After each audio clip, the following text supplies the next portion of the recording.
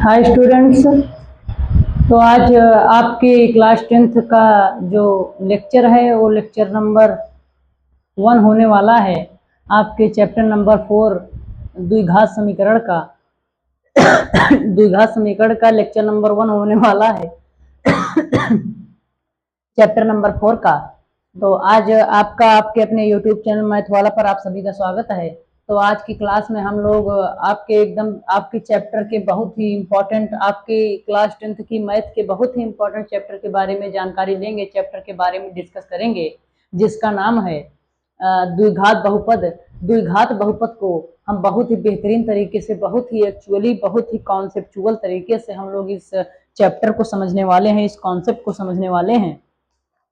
हमने अपनी जो हमारे चैनल की जो इसके पहले वाली वीडियो है उसमें हमने अपनी वीडियो 1 घंटे की रिकॉर्ड की थी, लेकिन वीडियो या मतलब हमारे मोबाइल के कैमरे में कुछ इश्यूज हो जाने के कारण, मोबाइल का स्टोरेज फुल हो जाने के कारण वो वीडियो बीच में ही रुक कर कट हो गई थी। और जब मैंने 1 घंटा पढ़ा करके अपनी वीडियो को चेक किया तब वीडियो बंद थी। तो इसीलिए मैं आप लोगों से ये निवेदन करता हूँ कि अगर आपका भाई आप लोगों के लिए इतनी कड़ी मेहनत करके आप लोगों की एक क्लास को दो बार, वही क्लास दो बार रिकॉर्ड कर रहा है, तो मैं आप लोगों से ये निवेदन करता हूँ कि आप लोग अपने भाई का साथ दीजिए। तो आप लोगों का जैसा कि पता होगा कि जो आज की आप लोगों की वीडियो क्वालिटी है फुल एचडी क्वालिटी में आप लोगों को मिल रही है। तो इसका सबसे बड़ा रीजन है आप लोगों का सहयोग। आप लोगों के सहयोग से ही मैं यह वीडियो आप लोगों के सामने एकदम क्लियर फुल एचडी में लेकर के आया हूँ। आप लोग अपने भाई का इसी तरीके से सहयोग करते रहिए और मैं आप लोगों के क्लास का टॉपर बनाने की जिम्मेदारी मैं लेता हूँ। तो आज का जो हमारा चैप्टर होने वाला है द्विघात समीकरण। द्विघात समीकरण में कुछ कॉन्सेप्ट होते हैं, उसको हम पहले समझते हैं। कुछ सूत्र होते हैं, जिन बच्चों ने हमारी पिछली वीडियो देखा होगा उनको कुछ सूत्र के बारे में पता चल गया होगा, लेकिन हम कुछ सूत्र और आज देखते हैं, उसके बाद क्लास को अच्छे से डिस्कस करेंगे। तो जो हमारा द्विघात समीकरण होता है, द्विघात समीकरण जो हमारा होता है, द्विघात समीकरण का मानक रूप होता है ax² plus bx plus c बराबर 0। द्विघात समीकरण जो होता है, उस द्विघात समीकरण का जो मानक रूप होता है वो ax² plus bx plus c बराबर 0 होता है। ये हमारे द्विघात समीकरण का मानक रूप होता है, जहां a बराबर कभी भी 0 नहीं हो सकता है, जहां a बराबर कभी भी 0 नहीं हो सकता है। और जो इसका इस सूत्र का जो बहुत ही बेहतरीन कॉन्सेप्ट है, इसका जो विविक्तर होता है, इसका विविक्तर होता है, विविक्तर बराबर होता है b² माइनस 4ac, यानी d बराबर b² माइनस 4ac होता है। और इसकी 3 स्थितियां होती हैं। अगर उन 3 स्थितियों में से कोई भी स्थिति आपको दे जाती है आपके बोर्ड एग्जाम में, आपके पेपर में, तब आप लोग उस 3 स्थितियों को देखकर तुरंत समझ जाइएगा कि ये कौन सी स्थिति है। हमारी जो पहली स्थिति है, अगर d जो है वो 0 से बड़ा है तब इसके दो भिन्न हल होंगे, यानी इसके दो भिन्न हल होंगे। और जो अगर d जो है वो 0 के बराबर है तब इसके दो समान हल होंगे। और यदि जो d है वो 0 से छोटा है तब इसका कोई हल नहीं होगा, यानी इसके मान काल्पनिक होंगे।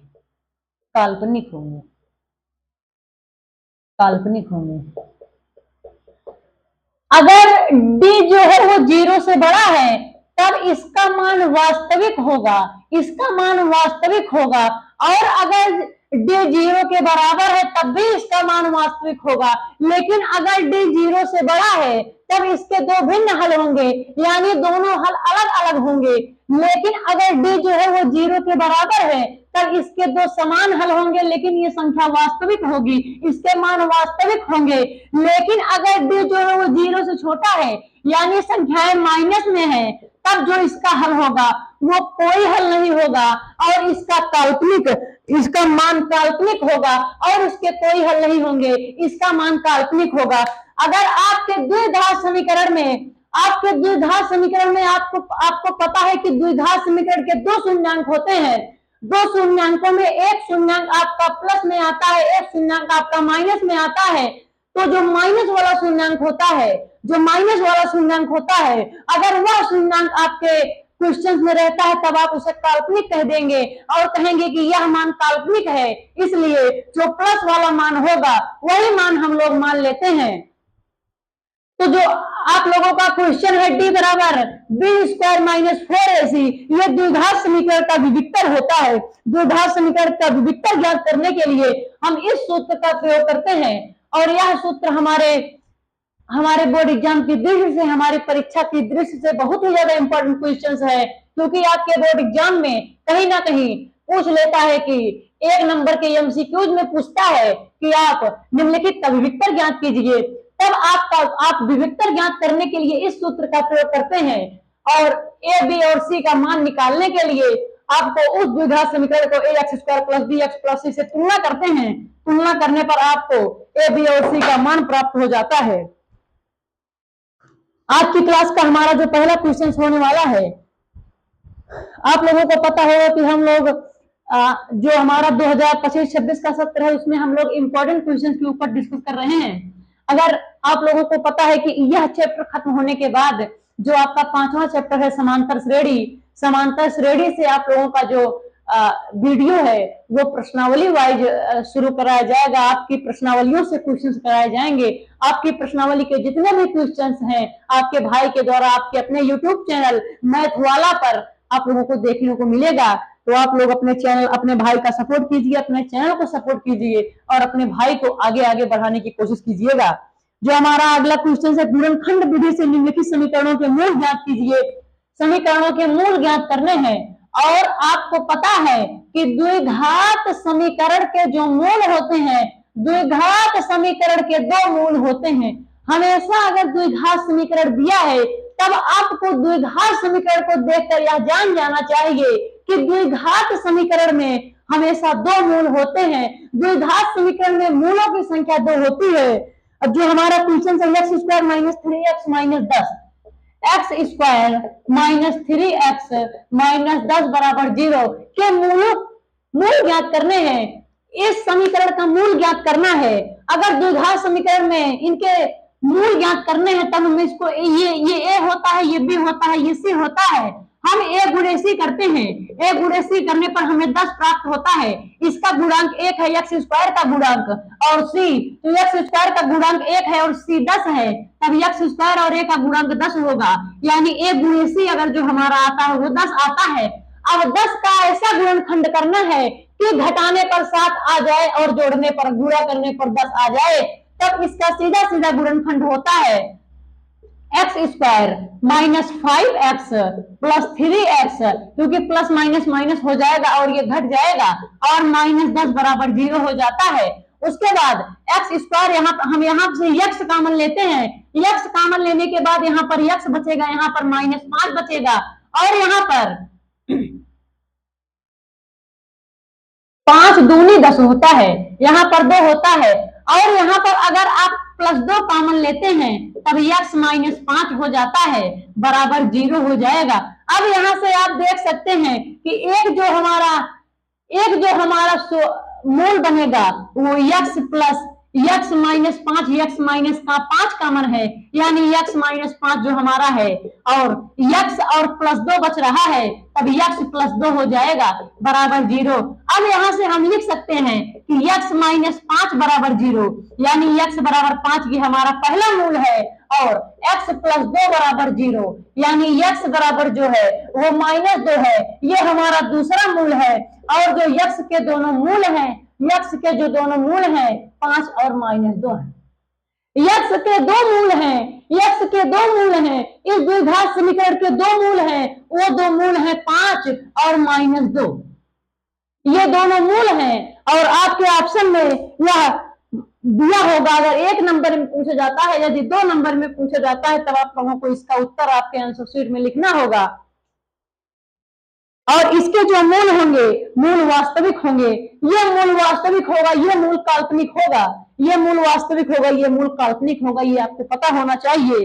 अब जो आपका अगला क्वेश्चन है वो है कि द्विघात समीकरण x square plus 2x minus P बराबर 0 का एक मूल -2 है, तो पी का मान ज्ञात कीजिए। जो हमारा अगला क्वेश्चन है बहुत ही ज्यादा इंपॉर्टेंट क्वेश्चन है, और इस क्वेश्चन को जो हमने अपनी पिछली वीडियो रिकॉर्ड की थी लेकिन वो रिकॉर्ड नहीं हुई थी, उस वीडियो में हमने बहुत ही बेहतरीन तरीके से इसको समझाने की कोशिश की थी, लेकिन मैं फिर से आप लोगों को अच्छे से समझाने की कोशिश करता हूं, और मैं आप लोगों से ये आशा करता हूं कि आप लोग इसको अच्छे से समझने की कोशिश करेंगे और आप लोग अपने भाई से अच्छे तरीके से समझ पा रहे होंगे, ये मैं आप लोगों से आशा करता हूं। यदि द्विघात समीकरण यदि यदि द्विघात समीकरण यदि द्विघात समीकरण यदि द्विघात समीकरण x square plus 2x x square plus 2x minus x square plus 2x minus P बराबर 0 का एक मूल -2 हो, तो एक मूल बराबर 0 का एक मूल -2 हो, तो पी का मान ज्ञात कीजिए। पी का मान, यानी इस क्वेश्चन में यदि द्विघात समीकरण जो हमारा दिया है, यहां पर हम हल लिखते हैं। जो हमारा द्विघात समीकरण दिया है x square plus 2x minus P बराबर 0, इसका एक मूल -2 है। अगर आपको इस टाइप का क्वेश्चन कभी भी देखने को मिलता है कि एक मूल -2 है और x square plus 2x minus P बराबर 0 है, तब आप तुरंत समझ जाइएगा कि इस समीकरण में x बराबर -2 रखना है। अगर आप यहाँ पर x बराबर -2 यहाँ पर अप्लाई कर देते हैं, अगर आप यहाँ पर x बराबर -2 रख देते हैं, तब जो हमारा p का मान है वो निकल करके आ जाएगा। अगर आपको कभी भी इस टाइप का क्वेश्चन मिलता है आपके बोर्ड एग्जाम में, आपके पेपर में, आपके स्कूल के एग्जाम में, कहता है कि यदि द्विघात समीकरण x square plus 2x minus P बराबर 0 का जो एक मूल है वो -2 है, तो p का मान ज्ञात कीजिए। तब आप लोगों को अगर एक मूल दिया है और a to z यानी a b c d p किसी का भी मान पूछ रहा है, तब आप लोग जो पहला मूल दिया रहता है उसको आप यहाँ पर इनपुट कर देते हैं इन दोनों जगहों पर, यानी x की जगह पर आप -2 रख देंगे, तब जो हमारा p का मान है वो निकल करके आ जाएगा। अगर आप यहाँ पर x बराबर -2 रखते हैं, तब -2 का स्क्वायर और प्लस 2 गुणे -2 माइनस p बराबर 0 हो जाएगा। अब यहाँ पर माइनस माइनस यानी इसको -2 गुणे -2 लिख सकते हैं, और यहाँ पर प्लस माइनस माइनस यानी -4 लिख सकते हैं, माइनस p बराबर 0। अब माइनस माइनस प्लस यानी 2 दूना 4 हो जाएगा, -4 माइनस p बराबर 0 है। अब p इधर माइनस में उधर लेके चले जाइए, प्लस में हो जाएगा।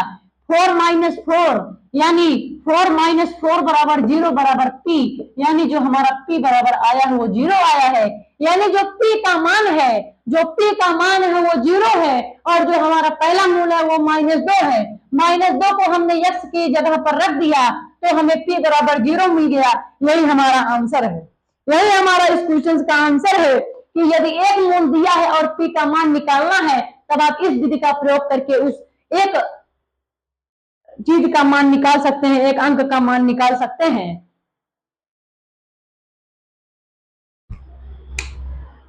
अब जो हमारा अगला क्वेश्चन है उस पर हम फोकस करने की कोशिश करेंगे।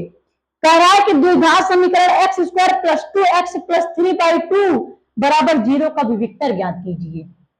क्वेश्चन है उस क्वेश्चन का विविक्तर ज्ञात करना है। उस क्वेश्चन का विविक्तर क्या है, वो विविक्तर हमें ज्ञात करना है। तो विविक्तर का सूत्र हमें पता है, बी स्क्वायर माइनस 4ac बराबर 0, तो बी स्क्वायर माइनस 4ac होता है। बी स्क्वायर माइनस 4ac की जगह पर हम रखते हैं द्विघात समीकरण एक्स स्क्वायर प्लस 2x, द्विघात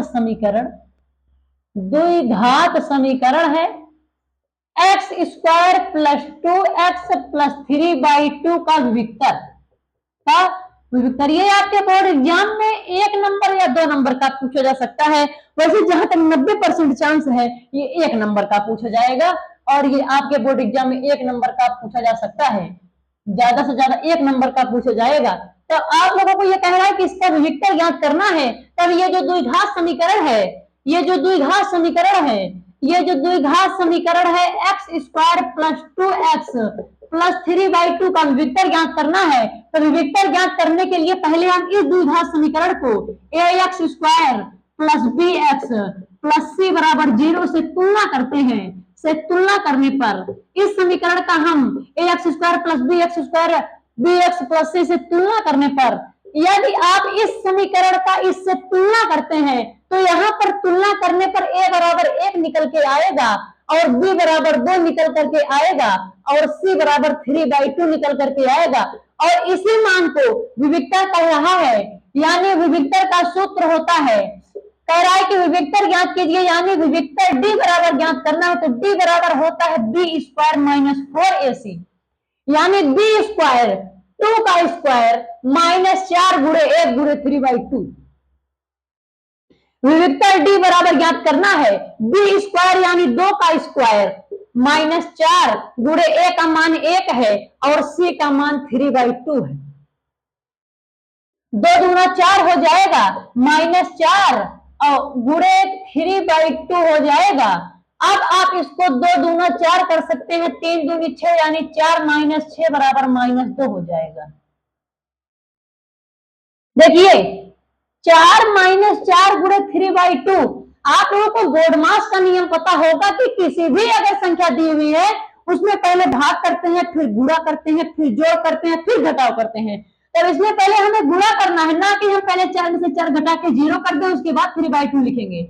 ऐसा नहीं कर सकते हैं, हम पहले इसका गुणा करेंगे। 2 दूना 4 होगा और यहाँ पर अगर 2 आ गया 3 दूनी 6 यानी 4 माइनस 6 बराबर, ये बड़ी संख्या है। आप लोग ध्यान रखिएगा, अगर किसी भी संख्या को आपस में घटा रहे हैं तो बड़ी संख्या के आगे जो सिंबल होता है वही सिंबल आंसर में लगता है। तो यहाँ पर बड़ी संख्या के आगे माइनस है यानी आंसर में माइनस लगेगा और 4 में 6 में से 4 गया 2 हो जाएगा, यानी -2 इसका विविक्तर है, यानी इसका विविक्तर -2 है और जो इसका मान है वो काल्पनिक है। जो इसका मान है वो काल्पनिक है, इसका कोई हल नहीं है, इसका कोई हल नहीं है और इसका जो मान होगा वो काल्पनिक होगा। ये क्वेश्चन भी आप लोगों को समझ में आ गया होगा। और आप लोग क्लास 10th की मैथ पढ़ते हुए एक चीज याद रखिएगा कि 1000 चीज पढ़ने से अच्छा है। ये नियम मैंने ज्ञानोदय के गुरुजी से पढ़ा है। क्लास 10th में मैंने ज्ञानोदय के गुरुजी चैनल से ही अपनी क्लास 10th की पढ़ाई कंप्लीट की थी। तो इसका एक बेसिक, उनकी जो हमारी मैम थी हिंदी पढ़ाती थी, उनका एक बहुत ही अच्छा कॉन्सेप्ट था, बहुत ही अच्छा रूल था बच्चों को समझाने का कि 1000 चीजें पढ़ने से अच्छा है कि एक ही चीज को 1000 बार पढ़ लिया जाए। यानी आप लोगों को 1000 चीजें पढ़ने की जरूरत नहीं है। आप लोगों ने ये कॉन्सेप्ट सीख लिया तो आप लोगों को यह क्वेश्चन लगाने की 1000 विधियां सीखने की जरूरत नहीं है। आप लोग इसी विधि को 1000 बार लगा लीजिए, आप लोगों का जो कॉन्सेप्ट है वो एकदम बेहतरीन तरीके से क्लियर हो जाएगा। ये आपका भाई आप लोगों से वादा करता है। अब जो हमारा अगला क्वेश्चन है हम उस पर फोकस करेंगे, क्योंकि क्लास में बच्चों को अगर एकजुट करके रखना है, बच्चों को अगर अच्छे से अपने अपने साथ जोड़ना है तो उनके लिए उनकी टीचिंग, उनकी लर्निंग, उनकी स्टडी बहुत ज्यादा जरूरी है। तो आप लोग अच्छे से पढ़ने की कोशिश कीजिएगा, क्योंकि मैं आप लोगों का, अगर आपने हमारी वीडियो को क्लिक किया है तो मैं आप लोगों का समय नहीं खराब करने वाला हूँ और मैं हर क्वेश्चंस के बाद एक नई विधि, एक नया रूल आप लोगों के सामने लेकर आता हूं और आप लोगों के सामने प्रस्तुत करता हूं।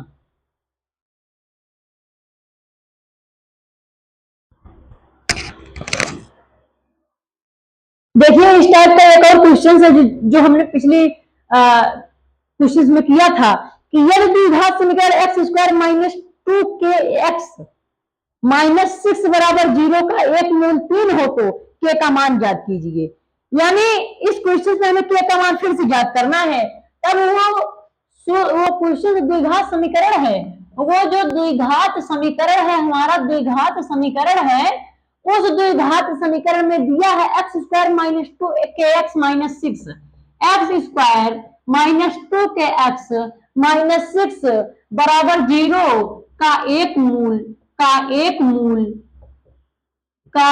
मूल जो है वो 3 है तो k का मान, तो k बराबर क्या होगा।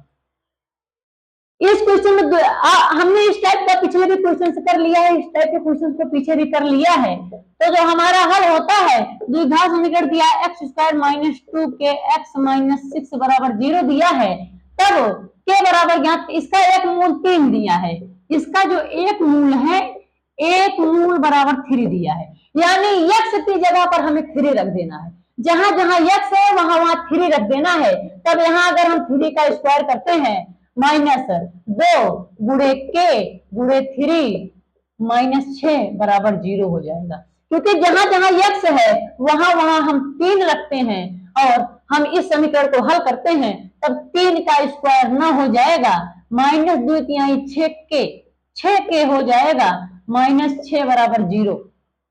अब अगर आप 9 में से 6 को घटाते हैं तो 9 में से 6 को घटाने पर 3 प्राप्त होता है, यानी माइनस 6k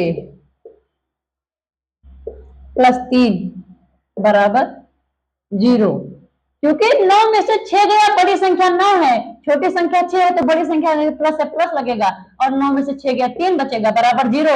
अब ये माइनस 6 के बराबर ये प्लस में उधर जाएगा, माइनस में हो जाएगा, यानी माइनस 3। अब माइनस से माइनस खत्म हो जाएगा और के बराबर हमें निकालना है, तब 6 यहाँ पर गुणे में है, उधर जाएगा तो भाग में हो जाएगा, यानी 3/6 और के बराबर आ गया 1/2।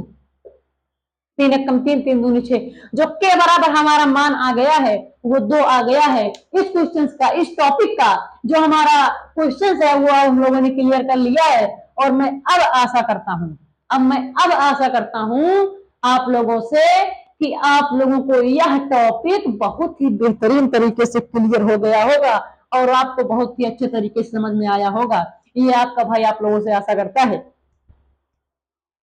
अब एक और क्वेश्चन है इस टाइप का कि 2x square minus 5x plus के मूल बराबर हैं, यानी इसके मूल बराबर हैं, तब तो के का मान क्या होगा, तब के का मान क्या होगा, यानी मूल बराबर हैं। पहले हम इसको इरेज करते हैं, उसके बाद ये क्वेश्चन बताते हैं।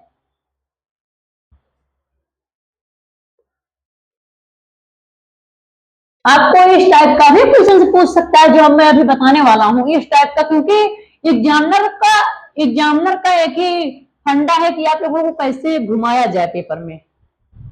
तो जो हमारा कह रहा है कि द्विघात समीकरण 2x square minus 5x plus के, 2x square minus 5x plus के बराबर 0 के मूल बराबर हैं, के मूल बराबर हैं, के मूल बराबर हैं, तो के का मान, तब के बराबर क्या होगा। यानी कह रहा है कि ये द्विघात समीकरण 2x square minus 5x plus के बराबर 0 के मूल बराबर हैं, तब जो हमारा के का मान होगा वो के का मान क्या होगा, तब हम लोग हल में लिखते हैं।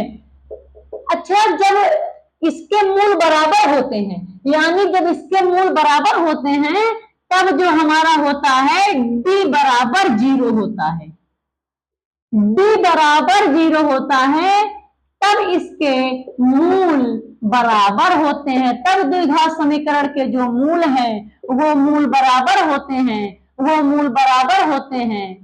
अगर d बराबर 0 है तभी ये मूल बराबर होते हैं, और कह रहा है कि द्विघात समीकरण 2x square minus 5x plus के बराबर 0 के मूल बराबर हैं, यानी d बराबर 0 है, यानी इससे यह क्लियर हो रहा है कि कह रहा के मूल बराबर हैं।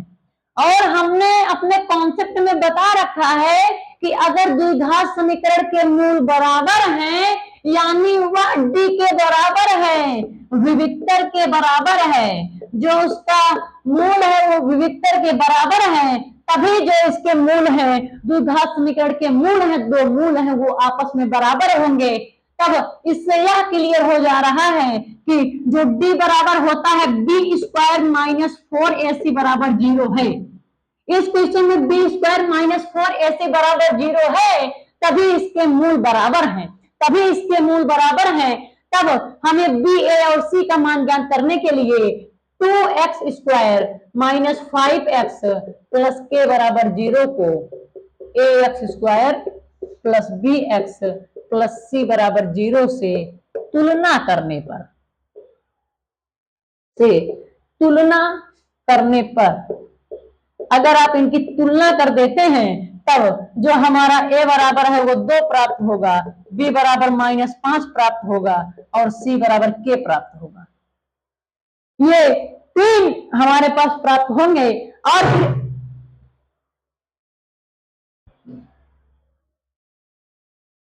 और फिर इनका मान जो है, इनका मान हम यहां पर रख देंगे, इस सूत्र में रख देंगे, बराबर 0 कर देंगे, तब इसके मूल बराबर हो जाएंगे। यानी b² -5 का स्क्वायर -4 गुणे a का जो मान है वो 2 है और जो c का मान है वो k है और बराबर 0 दे रखा है। क्योंकि इसके मूल बराबर है तब इसका विविक्तर d बराबर 0 होगा और d बराबर b² -4ac होता है।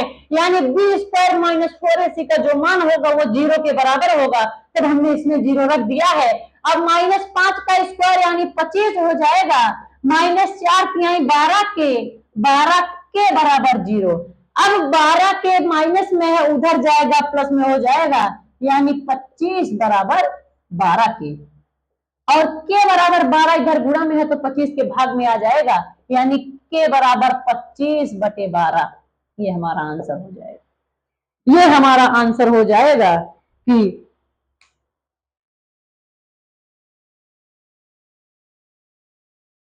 अच्छा ये 2 है, ये 2 है, 4 दूनी 8 होगा, 8 यानी के बराबर 25/8 होगा, क्योंकि यहाँ 4 दूनी 8 के, यानी के बराबर 25/8 हमारा आंसर होगा। हमारा आंसर 25/8 होगा, ना कि मैंने सोचा यहाँ पर 3 है लेकिन यहाँ पर 2 है, 4 दूनी 8 के, यानी के बराबर 25/8। इस क्वेश्चन में कुछ नहीं था, इस क्वेश्चन में सिर्फ इसने लिख दिया था कि इसके मूल बराबर हैं। मूल बराबर होने का मतलब है कि d बराबर 0 है और d बराबर 0 होने का मतलब है कि इसका विविक्तर 0 है और इसका विविक्तर 0 होने का मतलब है b² -4ac बराबर 0 है और b² -4ac बराबर 0 है।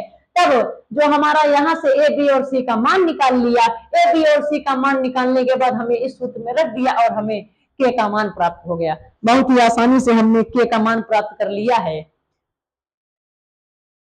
अब आज हम 2 नंबर के क्वेश्चन ज्यादा करने की कोशिश कर रहे हैं। एक और क्वेश्चन है, ये क्वेश्चन अगर आपके बोर्ड एग्जाम में पूछा जाता है तब 4 नंबर का पूछा जाएगा। आप लोग इसको भी कीजिए और अपने भाई को, अगर आपको समझने में इस क्वेश्चंस को, इन सभी क्वेश्चंस को अगर आपको समझने में कोई समस्या होती है तब आप लोग अपने भाई के पास कमेंट कर सकते हैं या आप अपने भाई से संपर्क भी कर सकते हैं। हमारा मोबाइल नंबर है 8795735130। आप इस नंबर पर हमसे संपर्क करके अपने कॉन्सेप्ट को, अपने डाउट को पूछ सकते हैं। हमारे व्हाट्सएप पर कमेंट करके आप अपने डाउट को क्लियर कर सकते हैं। 8795735130 ये हमारा मोबाइल नंबर है। आप इस मोबाइल नंबर पर कांटेक्ट कर सकते हैं अपने भाई से। जो हमारा अगला क्वेश्चन है, द्विघात समीकरण ज्ञात कीजिए जिसके मूल, द्विघात समीकरण ज्ञात करना है।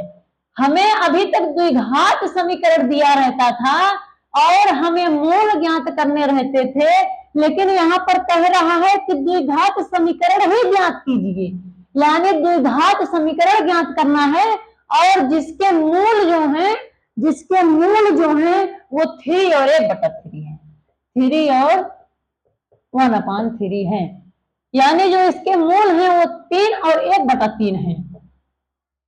इनके द्विघात समीकरण को ज्ञात करना है। तब द्विघात समीकरण को ज्ञात करने के लिए हमें एक कॉन्सेप्ट पता होता है। द्विघात समीकरण के 2 मूल होते हैं और उन दोनों मूलों का जो योग होता है, उन दोनों मूलों का जो योग होता है और उन दोनों मूलों का जो अंतर होता है, जो उन दोनों मूलों का योग होता है और जो उन दोनों मूलों का गुणनफल होता है, उसी से हम इसको ज्ञात करते हैं और उसी कॉन्सेप्ट से ही हम इसे ज्ञात करने की कोशिश करते हैं। तो जो इसका सूत्र होता है, इसका बहुत ही जाना माना सूत्र है x² माइनस, क्योंकि देखिए x² माइनस और मतलब इसका गुणांकों का योगफल, गुणांकों का मतलब शून्यांकों का योगफल यानी अल्फा प्लस बीटा हो जाता है, और यहाँ पर यक्स रहता है और प्लस अल्फा इंटू बीटा होता है। ये हमारा सूत्र होता है। ये इसी सूत्र से हम ज्ञात करते हैं कि द्विघात समीकरण को ज्ञात करते हैं। यह सूत्र है, इसी सूत्र से हम द्विघात समीकरण को ज्ञात करते हैं। और जो इनके मूल हैं वो 3 हैं और 1/3 है। यानी अब कह रहा है कि ये मूल है, ये मान लीजिए अल्फा है, ये मान लीजिए बीटा है। यहाँ पर अल्फा बराबर 3 है और बीटा बराबर 1/3 है। लेकिन अभी सूत्र में तो अल्फा प्लस बीटा का मान है, अल्फा इंटू बीटा का मान है। तो अल्फा प्लस बीटा एक बार कर लीजिए, अल्फा प्लस बीटा कर लीजिए तो 3 + 1/3 यानी 3 त्रिका 9, 9 1 10/3 हो गया। और अल्फा इंटू बीटा कर लीजिए यानी 3 × 1/3, 3 खत्म बराबर 1। अल्फा प्लस बीटा बराबर 10/3, अल्फा बीटा बराबर अल्फा इंटू बीटा बराबर 1। अब आप इसी सूत्र में इन मानों को रख दीजिए, तब x स्क्वायर तो x स्क्वायर ही रहेगा। लेकिन जो अल्फा प्लस बीटा बराबर 10/3 है, तब आप यहाँ पर 10/3 को x लिख सकते हैं और plus alpha beta, alpha into beta 1 है तो हमने अल्फा इंटू बीटा बराबर 1 लिख दिया, बराबर 0 हो गया। अब देखिए x स्क्वायर लिख दिया माइनस 10/3 का x से गुणा हो जाएगा, तब 10/3 x + 1 बराबर 0। अब देखिए इसको इससे गुणा कर देते हैं, इसको इससे गुणा कर देते हैं। और जो ये है, अगर नीचे कोई हर में संख्या है, तब अगर बीचों बीच है तब इसको दोनों तरफ गुणा करते हैं। और अगर जैसे यहाँ पर जैसे खास होती नहीं है, तो अगर यह संख्या कोई संख्या बटे में है तब उसको दोनों तरफ गुणा कर देते हैं। इससे इसका मतलब समझ लीजिए इसका लासा लेकर के इसको जोड़ रहे हैं, इसका लासा लेकर के इसको जोड़ रहे हैं, यही हम लोग मान लेते हैं। तो अगर 3 का आप इसमें गुणा करेंगे तब ये 3x² हो जाएगा और -10x ऐसे ही रहेगा और +3 हो जाएगा। अब /3 अगर आप बराबर 0 करते हैं तो /3 बराबर 0, 3 का 0 में गुणा करेंगे तो 0 आएगा यानी 0। यही हमारा द्विघात समीकरण है, यही हमारा द्विघात समीकरण है जो हमें 2 मूल दिए थे और हमें द्विघात समीकरण ज्ञात करना रहता था। यही हमारा द्विघात समीकरण है जिसके 2 मूल 3 और 1/3 है। आप इसको हल करके 3 और 1/3 निकाल भी सकते हैं। आप इस द्विघात समीकरण को हल करके 3 और 1/3 निकाल भी सकते हैं। तो जो हमारी आज की क्लास है, मैं आज की क्लास को यहीं पर समाप्त करता हूं और मैं आप लोगों से ये आशा करता हूं कि आप लोगों ने अपनी पूरी वीडियो शुरू से लेकर के अंत तक बहुत ही अच्छे तरीके से देखी होगी। और आप लोगों के सहयोग से ही आपका भाई आपके लिए फुल HD क्वालिटी में वीडियो लेकर के आ रहा है, क्योंकि बहुत से बच्चे हैं जिन्होंने मुझसे पढ़ना स्टार्ट किया था, लेकिन वीडियो की क्वालिटी के कारण, वीडियो की अक्षरों को अक्षर सही से ना दिखने के कारण उन्होंने हमारे चैनल को अनसब्सक्राइब कर दिया है, अपने भाई का साथ छोड़ दिया है। और बहुत से बच्चे ऐसे हैं जिन्होंने हमारे पास कमेंट किया कि भाई आपकी क्वालिटी अच्छी नहीं आ रही है, तो मैंने भी उनको रिप्लाई भी दिया है कि भैया बस 2 दिन 3 दिन 4 दिन रुक जाइए, मैं आप लोगों को बेहतर से बेहतर क्वालिटी देने की कोशिश करूंगा। और मैं वो आप लोगों के सहयोग से वो मैं आज कर पा रहा हूँ। आप लोगों के सामने इतनी बेहतरीन क्वालिटी की वीडियो आप लोगों के सामने अपलोड कर पा रहा हूँ, ये आप लोगों का सहयोग है। आप लोगों का अपने भाई के प्रति जो समर्थन है, जो सहयोग है, वो आज काम आ रहा है। आप लोगों का भाई आप लोगों से ये वादा करता है कि आप लोगों की अब डेली क्लासेस होंगी, आप लोगों के YouTube चैनल पर अब डेली क्लासेस होंगी। आप लोग अपने भाई को सपोर्ट कीजिए। धन्यवाद।